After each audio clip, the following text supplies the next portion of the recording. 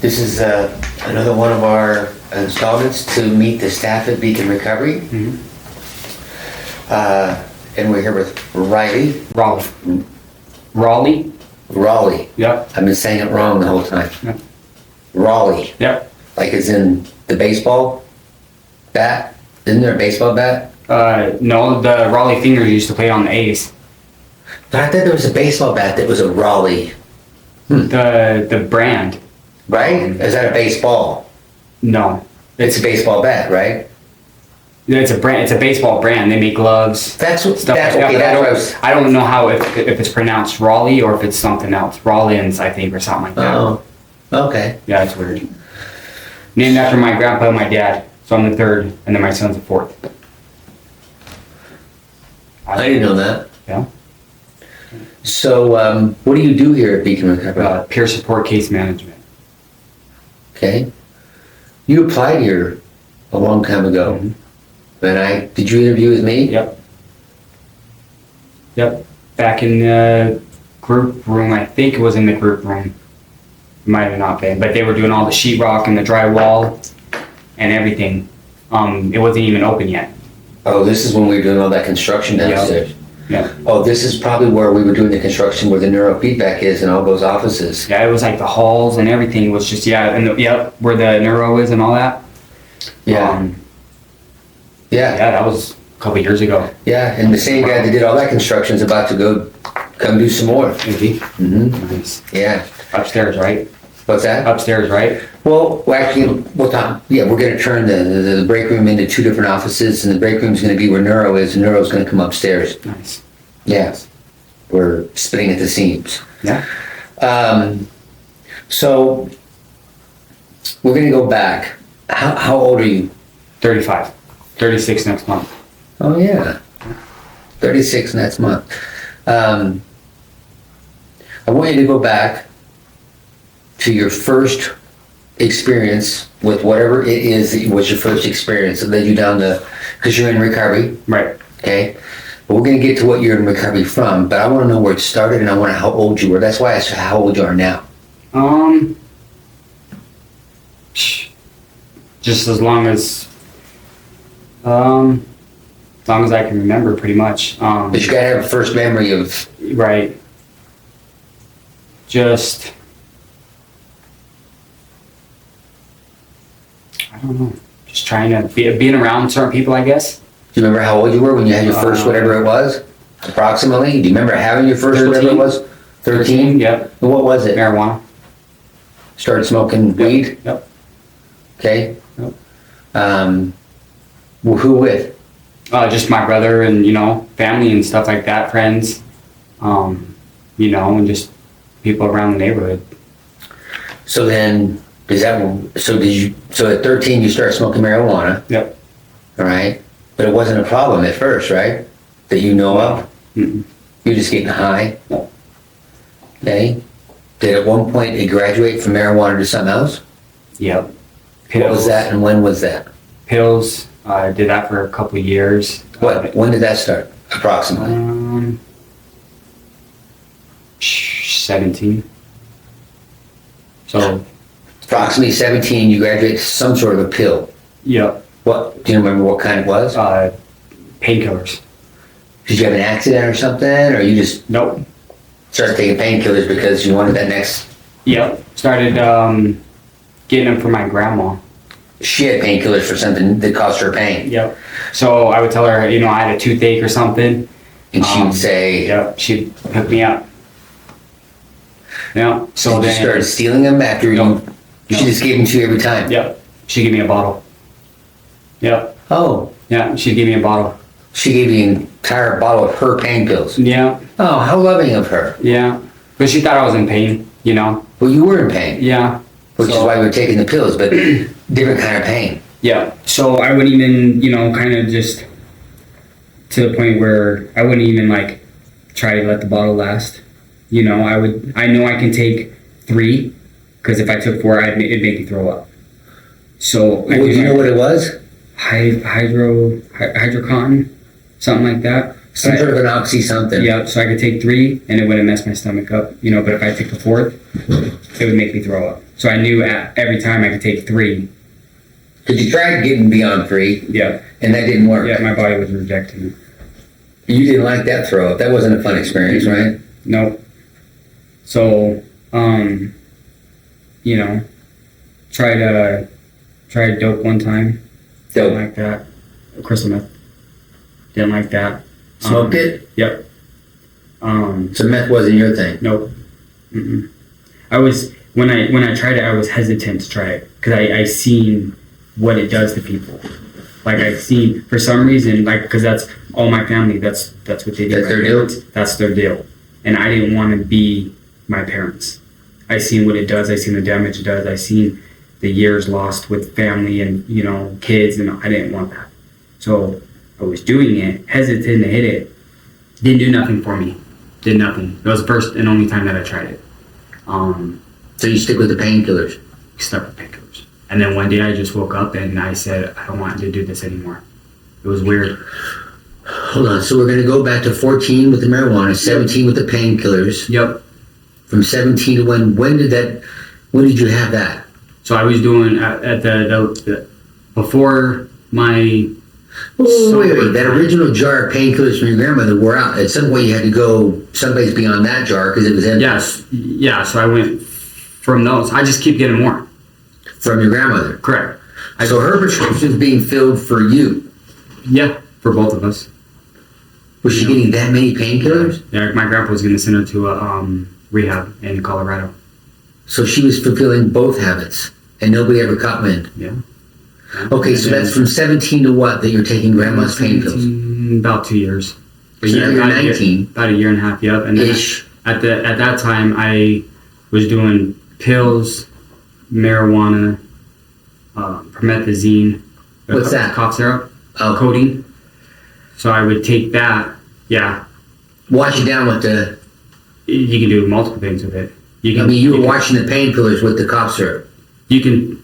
No. I was doing the painkillers, and then I would take either... You can put the cough syrup, you can mix it with Sprite, you can do, you know, make drinks. So you're chasing the painkillers with... Yeah, or you can put it in... like if you're going to roll your marijuana, like in a blunt wrap, in that, you can crunch it up. You know, it's liquid, so you can just roll it in that, and then the tobacco leaf will dry it. Wait, so you take the cough syrup, and you would pour it on top of the tobacco leaf, the marijuana. No, I put it on the cigar leaf. So you would be a blunt. That's what a blunt was, right? I put it on the blunt wrap, let it dry, then... So you put your marijuana in the tobacco leaf. That's what. So you're not using like zigzags or whatever to roll your marijuana. You're using a tobacco leaf. Correct. You take your promethazine, you know... This is after it's rolled. No, so... Because you can buy tobacco leaves in, you know, kind of like a bag. Yeah. You open it and it's just a leaf. And then you would take that leaf in that capacity and pour that liquid on top of it then. Let it dry. Let it dry. Put your marijuana down. Okay. And roll it and smoke it. It crackles. So you get yeah. So it makes me sick just thinking about it. And how long did you do that? By the way, I knew what a blunt was. And I've heard people taking that tobacco leaf and soaking that in formaldehyde. Yeah. You heard about that too, right? Mm-hmm. Yeah. Like, what the hell? I've seen people just fall asleep on that. Just pass them out. Then they come to. Yeah, I don't know. So that goes from 17 to 19? Yep. And then at 19 is when you said... I'm done. I don't even know why. I really don't. I just woke up one day and was like, I'm done. I didn't have no withdrawals, no nothing. And it's been like that ever since. No treatment? No treatment, nothing. Good for you, man. And I can't explain it. I don't know why. And I wasn't even trying to quit. Like it wasn't even in my thought process. You weren't telling yourself all along the way, I shouldn't be doing this. This isn't good. I'm not doing this. Something. And one day you woke up and said, we're done. I didn't want it no more. I threw it all out. Done. And haven't looked back since? Nope. Yeah. It's so I moved to Utah when I was 18. So I'm from Las Vegas. Oh, So all this is in Las Vegas. on a side note Yes. about Las Vegas, there's nothing to do with the podcast. I just have to say, I went to Las Vegas after our Christmas party. Okay. I was driving to my cabin. Mhm. I got about halfway there, and I'm like, you know what? I'm not doing this. I turned around, came back here, got my car, and I drove to Vegas, right, to spend Christmas and fulfill a bucket list of playing Texas Hold'em. Okay. The casino that I happened to be playing in, they had this big thing we just kept on building up. If let's see, if it was aces full of kings was the full house, got beat by anything, so any kind of a royal flush Right. or beat the aces full of king, if that happens in the same hand, then you two split, like at the time it was like 98 grand, Okay. and then everybody in the room gets to take, everybody at the table gets to take, it's one of them. Okay. So I'm now playing at this casino with these type of individuals, right? I should have went to like one of the big ones over there where all the tourists goes. No. On the strip? Yeah. That's where I should have went playing Texas Hold'em. Okay. That's where all the people from everywhere else that aren't professional poker players go. Right. I'm playing with professional poker players. Texas Hold'em. Okay. They cleaned my clock. Did they? Oh my gosh. Oh. They did. I mean, I did good. Yeah. Right? But there was a couple times. I mean, I got the first one that was zinged me. I got a flush, and I'm looking at the board, and I know this is a good flush. I got a king high flush. There's only one card on the deck that can beat me, and it's of course the ace of diamonds. Yeah. We're going back and forth, me and this guy. Right? With significant sums up for me, 30 and 40. Then finally, I'm like, screw this. I went all in. And he Cleaned you out. He quickly called me, right? And as soon as he called me, I'm like, oh man, tell me. And sure enough, I saw the ace. That's a bit of an addiction as well. Yeah, it is. Right? Yep, I've seen it. Because I didn't learn my lesson. I go to the ATM. Now I got a full house with another, and I don't know these guys are professionals, but they are, right? I got a full house. I don't remember what it was, but he had a full house as well. His was better. Same scenario. Yeah. Right? Yeah. But I fulfilled a bucket list dream in Vegas, right? At the Arlene's. Okay. You know which one that is? Yeah. Yeah. Big mistake. Yeah. Right? Yeah. But I got it out of my system.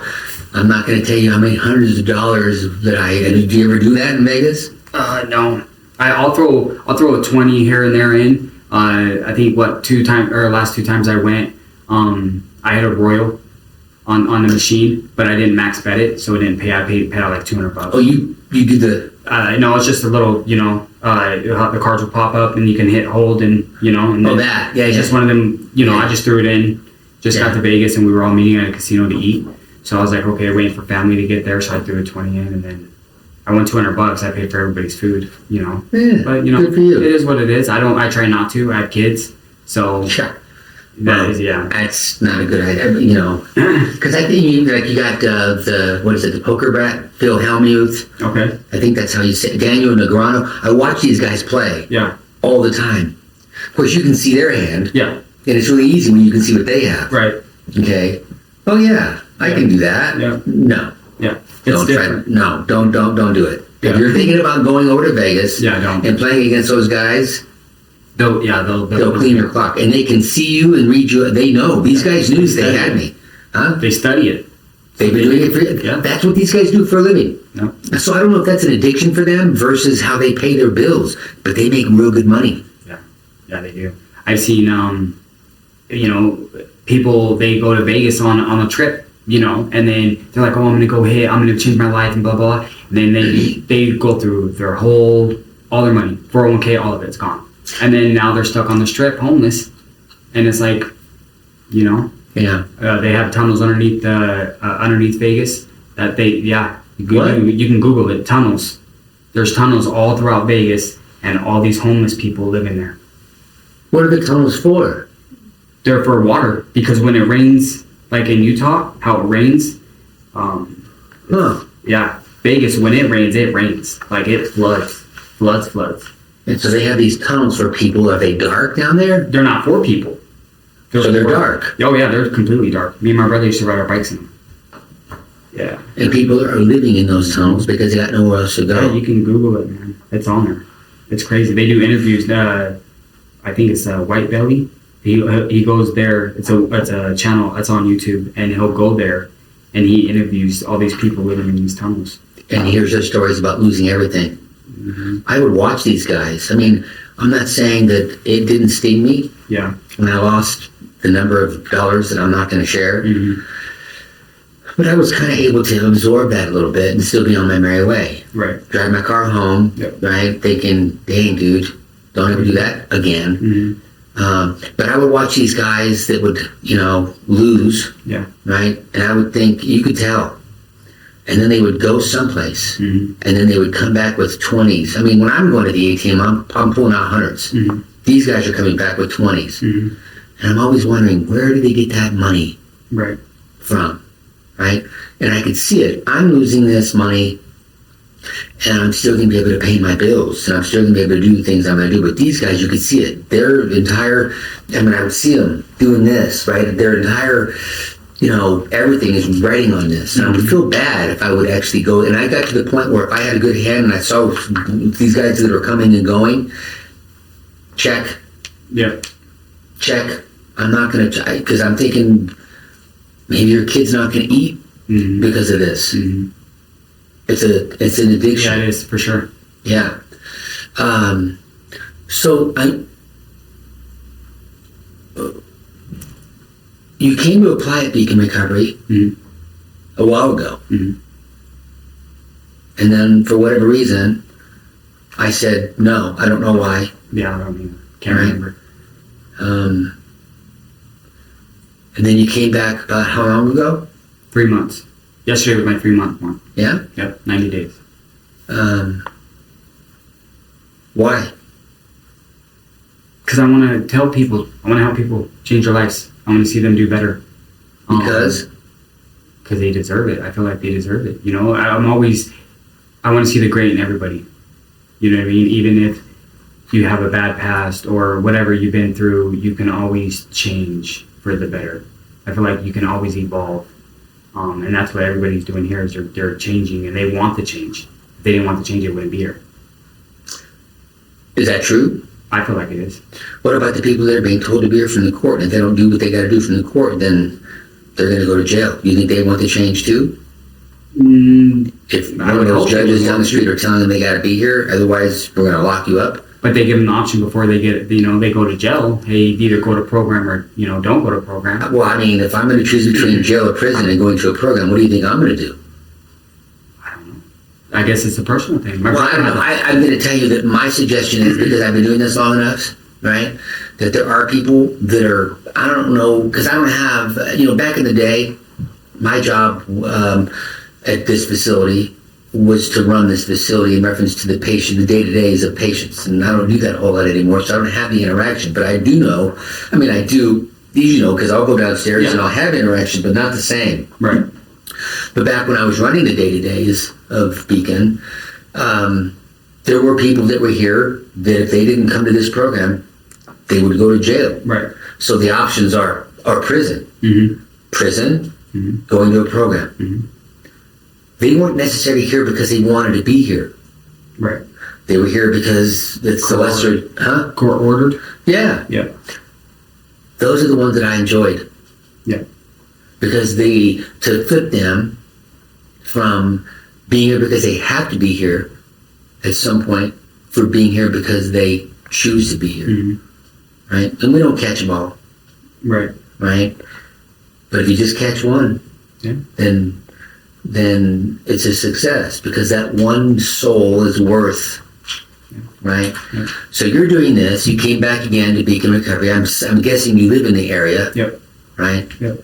So even though we turned you down before, years ago, Mm-hmm. you're like, yeah, I'll give it another stab, Yep. right? And just so you guys know, his second interview here wasn't done by me. Yeah. It wasn't. No, I did my first interview and then I didn't hear anything back, so I was consistent, and then, every day, I think I called. I called the next day after I had my interview, just to stay on it, You're not consistent. The next day after you had your interview with Devon? No, I had it with Maddie. I thought Devon interviewed you. That was my second one. Oh, so you interviewed first with Maddie, and then she said we're going to do a second interview with Devon because he's going to be your immediate supervisor. Is that right? It was the first interview with Maddie, and then I called the next day, spoke with Chelsea, and then she's like she needs more time, and then I hit us up at the end of the week, did that, and then I think she just got sick of me calling, and then she was like, come in for a second interview. I thought it was going to be with Maddie, but it was with Devon and Jess. Okay, I'm going to sneeze right now. Oh, you're good. Go ahead. And then I interviewed. Bless you. Thanks. I interviewed with Jazz and Devon, and then they called me the next day and said you can start tomorrow. So I started Friday. Started on a Friday. You're married? I am. How long have you been married? 6 years. Kids? Yep. How many? Between me and my wife, we have 5. Oh, that's the Brady Bunch. Yeah. You don't know what that means because the Brady Bunch wasn't around when you were. It is. No. My whole family's like, oh, he brought the circus with him. We have an 18. So my wife has an 18-year-old daughter. Wow. Yeah. She's about to move out and go to Iowa. Her and her boyfriend installs power lines. So he's all over the place. Right now he's in Pahrump. It's by Nevada. And then in 2 weeks he's going to Iowa. Well, that's a dangerous job, isn't it? Yep. He's 18. He makes pretty damn good money though. So. Installing power lines. Yeah, he runs power lines. Yep. It's dangerous. I already told her. But I mean, that's what he wanted. They're not live power, are they? No. But he's still way up there. Yeah. Like hanging from some kind of crane or something. I don't know how it works, but I know he moves a lot. So he's going from Pahrump, then he's going to Iowa for 2 months, and then after that he's going to South Dakota or South Carolina, something like that. It can change. It fluctuates. Yeah. One day it's something, one day it's something else, but yeah. But so she's 18, and then so that's my stepdaughter, and then I have a 13-year-old son that I had him at 22, and then we both have 10-year-olds. They're 7 days apart. So So none of these children are between you and her. They're from our youngest is the baby. Yep, he's 5. He's 5. He just turned 5 on New Year's Eve. But they're not half brothers and sisters. They're brothers and sisters, right? In other words, They think of that child as their brother. It's not their half brother. Correct. It's their brother. Right. So I have two sons, and then she has a daughter and a son, and then we share one together. Yeah. So. Yeah. Are you done? Oh yeah. No more babies? No, I don't want no more. I'm good. I'm done. No more. Yeah. Yeah. So my time I work, and then I go home, hang out with my kids, and that's all I do. Hang out. That's it. I just want to be a better father than my dad was. And there's nothing wrong with that. Nope. So, what I'm going to do now,